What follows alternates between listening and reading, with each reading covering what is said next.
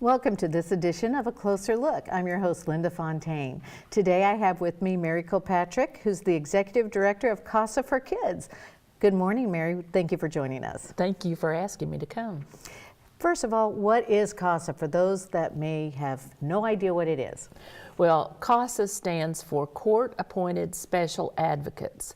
And unfortunately, we don't find homes for people. We get calls sometimes because of the word casa, meaning home in Spanish. But what we do is we're appointed by the juvenile court to serve as an advocate for children who are deemed abused, neglected, and dependent. And it doesn't mean that they just need money or something like that. They need a forever home to live in.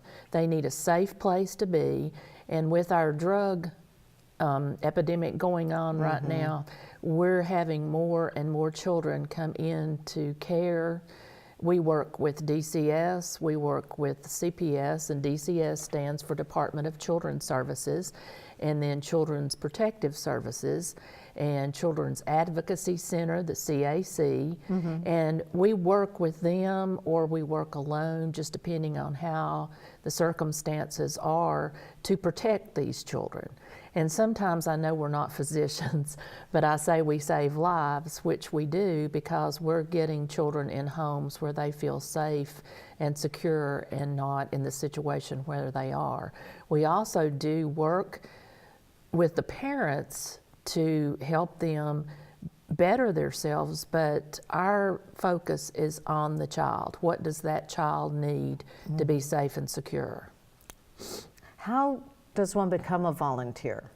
Well, first of all, you have to file an application with CASA, which you can do that, and then we have an interview. We run background checks on everyone because we don't want just anyone going out to work with the child, and we need to make sure that that person is qualified. They go through an extensive training, which is about 36 hours. It sounds like a long time, but when you get into it and have all the sessions, it's very short. Then you work with a seasoned volunteer. Then you're sworn in by the court, by the judge, the juvenile judge, to represent those children that he assigns, and you work with the volunteer till you feel comfortable. We don't just throw you to the wolves and say go forth and do good works. And and when you start to feel comfortable in your role as a CASA, that's how you're referred to, then you are assigned cases and you go out and work with the children. You go to court with a report that is given to the judge to help him make his decision. Now, everything is not always accepted, but this helps him to determine what the future of that child needs to be and the things that child needs to have. Well, how do you get your funding? How does CASA afford to do all these things? Well, it's through people. Donations and fundraisers. Many people get confused and think that we're an arm of the a state agency, but we are not. Okay. We're an individual nonprofit who has to work just like any other nonprofit through grants, through fundraisers, and through generous donations of friends of CASA. Okay, so you have to have fundraising going on constantly in order to help all this come to fruition. And it sounds like a very important, in fact, I know it's a very important thing that we do for our community. Provide these court-appointed special advocates. Tell me about some of your fundraisers. Well, the biggest fundraiser comes up February the 10th. That's the Red Shoe Gala. The Red Shoe Gala started out as a national CASA because we are associated with a national organization. And what this means is the red shoe part was the Wizard of Oz. Okay. And Dorothy and her red shoes, when she clicked her shoes together and said, "There's no place like home," that's what we want for our children. We want it to be no place like home. And as I said, this is our biggest fundraiser. This fundraiser goes in to support our counties. We serve Sullivan and Hawkins counties, which are two large counties. We go all the way from Bulls Gap to Bristol. So we need donations to help fund our staff, to train our volunteers, to do the things that we need to do for our children in our program. You know, I always wondered what Red Shoe Gala stood for because I've gone to this event for years. I love it. It's one of my, I don't know, most excited things I do for fundraising every year is go to the Red Shoe Gala or Gala. How do you say it? Which way? Gala? Whatever. Tomato, tomato. And often my friends and I are saying, I wonder where they came up with Red Shoe. Now I know. Now Yeah. I can tell them the story of Dorothy and clicking her heels, there's no place like home. Right. Thanks for that little trivia there. I appreciate that. So tell me, what other kind of fundraisers do you do?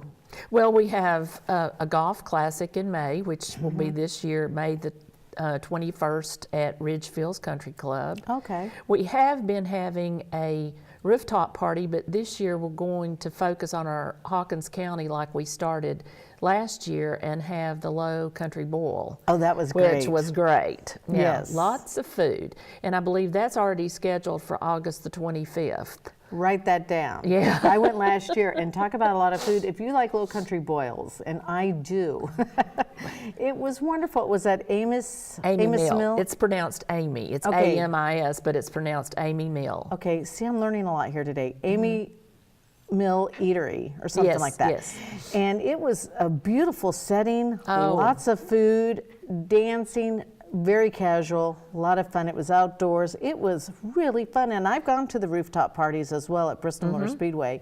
But I have to say, I really enjoyed, I guess, the casualness of this one, because we Right. go to the Red Shoe Gala, which is formal, and I love that. And then it's fun to go to something totally different. And it's all for a good cause. Oh, yes, yes, because all of our money is used in our program. We have a very low administration cost, and we use the money for our program and the things that we need to do to support it. Oh, that's great. That's And then great. we have, which is going on right now, we have Friends of Casa, which is a letter that is sent out, and you may call and get your name on there, or you may just send a donation to Friends of Casa. And what this is, it kind of gives an update. Many times we'll spotlight, I'd say, a child or a volunteer or someone with the program, and just tell a story. Tell a story of what we do and what's going on and the effects that CASA has. Because what you really like to hear is after that court case, and I started out as a volunteer and I still do volunteering, is that they look at you and they say, thank you, we couldn't have done it without you. And that just, Makes it worthwhile. Well, it gives me a nice little feeling, to know. And sometimes you have to fight for a very long time, because that's, our cases used to be anywhere from 6 to 12 months. Now we're running into years because of, everyone has to have, of course, their rights, the parents, the children, all of that, and people trying to rehabilitate themselves and trying to work toward a goal. It takes time for them to do that. And then if they don't, then we have to go into the next step, which is removal of the child and placed into foster care. And a volunteer follows that child to the end. And some of them go on to adoption. And so after they're adopted or they age out of foster care, then the volunteer is, quote, kind of finished with that. But I have one that took me 3 years to get what we needed, because there were certain things that this child needed, and then, we have to all come to an agreement. It has to be worked out and all of this kind of stuff. So it takes some time. Some of them are easy. Some of them are just like a custody. And sometimes those are easier. We have a lot of grandparents caring for their grandchildren now. And that seems to be across the board all over the country Right. more and more. And do you think this Right. is mostly because of drugs? Is that the number Well, one cause? I would have to say here it is, because mostly that's what ours has been.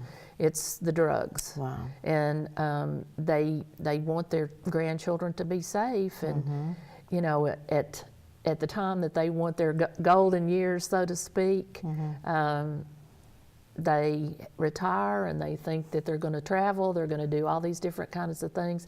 And some can still, afford to do that, but they end up with their grandchildren and they have to care for them. I've had cases with people that are in their 70s. Mm-hmm. Oh, and my goodness. And of course, we make provisions for the court to know that should something happen, that these children will still be cared for and like that. But, they know their grandparents and they love their grandparents and their aunts and uncles and other people that take care of them. So it's a better fit if they can possibly go in there. Okay. But then there are people who are foster parents who go from foster to adoption, and they're looking for a child and a family, and it's a wonderful experience when that happens too. Wow, what a great organization we're blessed to have in this area. I think so. Because to think that there are children out there living in compromising situations and have no options, nowhere to go, no one looking out for them. I think it's wonderful what this organization is doing. Thank you. So thank you for that. So let's go ahead and take a break, and we'll be back in as fast as you can say, I miss talking or listening to those two women on TV. At least that's what I want to think you're thinking. We'll be back right after this.